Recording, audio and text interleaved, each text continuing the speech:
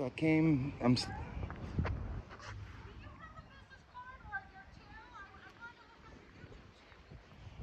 No, I don't. Okay. So what's your YouTube channel? You kind of walked away and ended the conversation, so Sorry, I was in the middle of a conference call yeah, and I had a phone call. And I'm sorry, I didn't mean to do it that way. it's okay. But I just was curious what the name of your channel was. Um, I'm sure you'll hear about it. It's pretty big. I'm sure. What's it called? I don't know if I want to give it out. I'm just curious about what you're doing. It's called Good Guy Audits. Oh, okay. You can find Good it. Guy Audits? Mhm. Okay.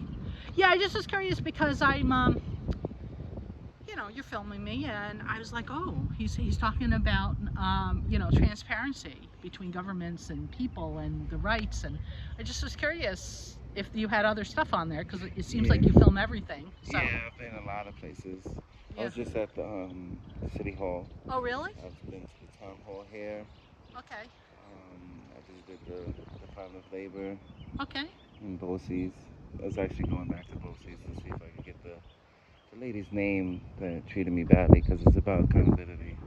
Oh, she treated you badly. Yeah, she's very rude to me. Okay. Like, I understand if, let's say, if I didn't have the right to record there and I Uh-huh. couldn't record there, right? And you were indeed, in fact, a private business, which she said that she was, which is a lie. You still treat the public with respect Yeah. at all times. Yeah. You know, to raise your voice and to be Yeah. rude and nasty, that's uncalled for. Yeah, and you know, and the thing is respect goes both ways too. Yeah, you know. Have I been disrespectful? No. What I wanted to bring up was I was thinking about it is that, especially after the COVID epidemic hit, a lot of people have been doing a lot more with a lot less resources. And it's easy to get frustrated and it's not even reflected on that person that you're working with. But you're just so worn down from trying to do a lot more with a lot less that, you know, sometimes it leaks through. And you know, I'm in customer service. Yeah. And so the thing is so for me, you know, I tend to be more of the positive, let's give them the benefit of the doubt. And sometimes I ask questions, you know. So, you know, there are people that are actually just downright rude. I think they should be educated, especially because, Right. you know, you work for the government, you deal with the people, you should be educated on our rights. Yeah. You know, and just remain cordial, especially if you're a supervisor. Right. You know, and if you don't want to deal with me, you know, once you realize that I'm right in what I'm doing, you know, then the humility should come in. Just don't take it as I walked away from you. No, it's okay. I was in the middle of a conference call with my regional. Yeah. And I also had somebody that called. I understand. So. That's why I just said have a good day. Yeah. I'll see you later. And I thought you were I thought you were going out at the sales floor to kind of like look through the store. No, I did, but I didn't want to take up her time. So yeah. I was on my way out, but you know, I thought about the accountability side of it, so I'm gonna go do my best. Well, and think about like, and the thing that came to mind is I know someone who was a victim of a crime, and her information was dispensed. A reporter got a hold of her name. She was a victim of a crime. It was very traumatic, and a reporter got her name and spread it across, and it did more damage than good, and it hurt her case because she was a victim. It didn't help her case because it gave everywhere the heads up of where the police were headed. So that's, you know, there's part of it, like sometimes it's like there's really a very fine balance between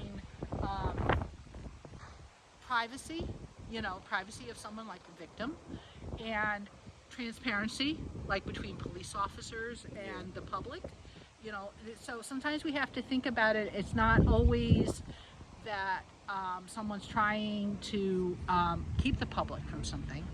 You know, you're trying to also protect the public. In a I had sense, a friend that was in a really bad car accident. Someone on the other side got killed, and she was in a car accident, and you know, it was a really bad car accident. She had to be airlifted. Wow, God bless. And what ended up happening, but the police department put it on their Facebook page before her family was notified she'd been in a really bad car accident. Wow. So that's, you know, so the thing is think about it, you know, and you're talking about a YouTube channel, you know, think about from the side of a victim or someone who's been through something traumatic too.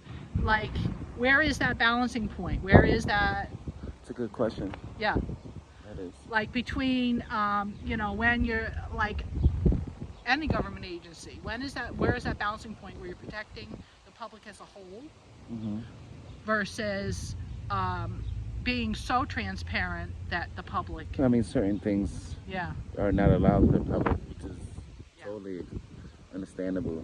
Yeah. But like filming out government workers Yeah. and just while we're receiving services, while we're conducting business, that should be perfectly fine. You know, Yeah. and there's But for you. there's a lot of reasons behind the scenes. There's like, a FOIA yeah. process. You know, freedom of information. Yeah. Which not everything is public records, and Right. they go through it and they let you know what you can. Some things you might request that they can't release, and that's when they tell Yeah. you. You know, so some documents that I request I can't get. So, Some of them what most is of it them I that can. spurred this channel? What made me do this? Yeah. You know, if you don't exercise your rights, they'll get taken away. Yeah. You know, so. So You know, do if you don't vote? stand for something, you'll fall for anything. Like yeah, when yeah, it I comes vote. time to vote, you do vote. Yeah, okay. I vote. Yeah, that's the question, because you know what? We feel like our voices are not heard, but I really believe they are. Right. I hope so. Yeah. So just make sure you're participating in the process of all our freedoms that we have. Yeah, I do. Yeah, you I know? do. I try to. So anyway, I've got to get back to work, but Okay. I did want to know what your YouTube channel was, because I Yeah. want to look it up. I'm a big YouTube fan. Good guy person. audits. Yeah. Okay. Thanks. Like, Have a share, and great day. subscribe. Oh yeah. Thank you. 6-minute conversation. My phone is on like 20%, so I wanted to hold this lady accountable.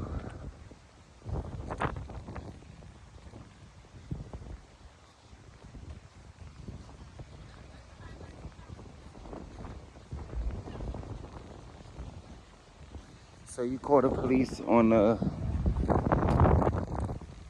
Constitution protected activity, and I don't think that's right, and I don't like the way I was treated. So let's see what the complaint process is.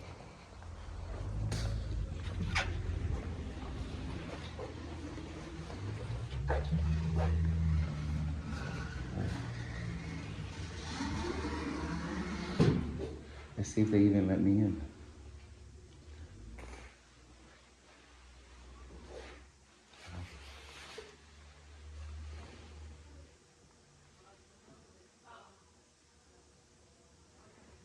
Hi. Are you gonna let me in? She said, don't open it, don't open it.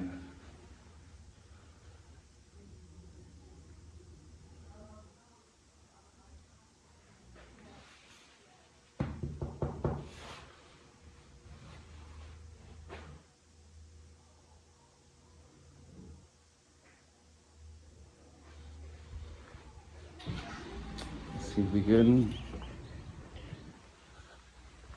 go in through the exit.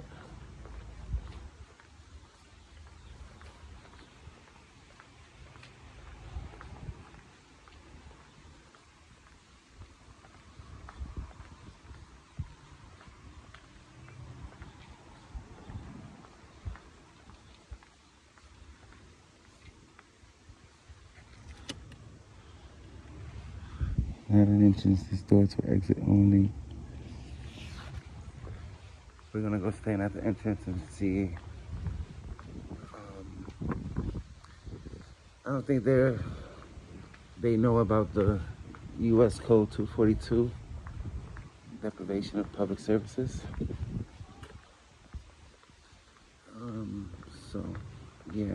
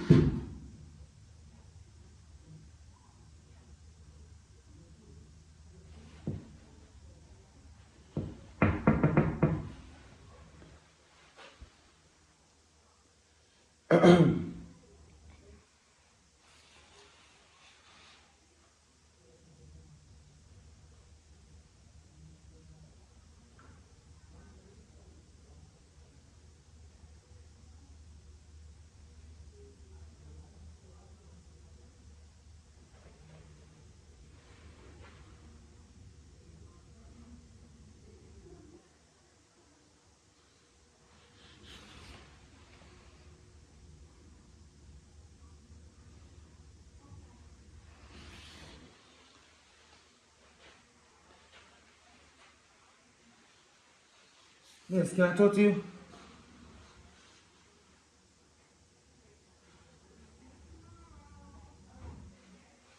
Miss, can I have a word? Do you know what? Why not? Miss.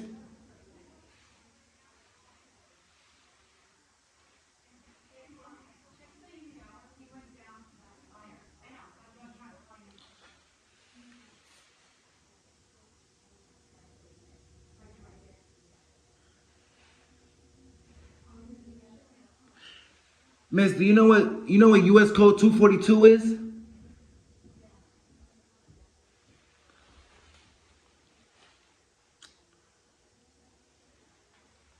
Miss, you know what deprivation of public services is? Excuse me. Miss, you deny me public services? She said that I try to enter through the exit. Okay. So what? Alright. We'll just find out their names. We got the phone number, so we'll have to go through it that way.